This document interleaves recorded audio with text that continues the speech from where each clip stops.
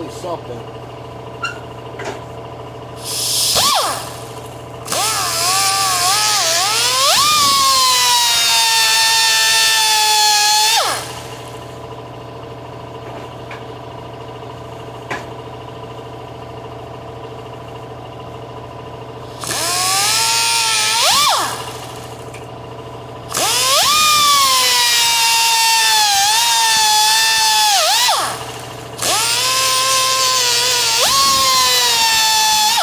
She's hot.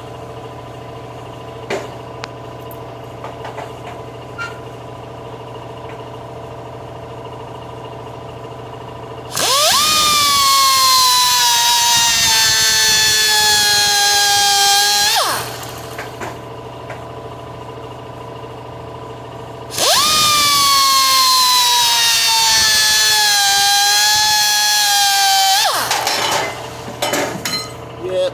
It's not brain surgery, just trying to get some shit to work.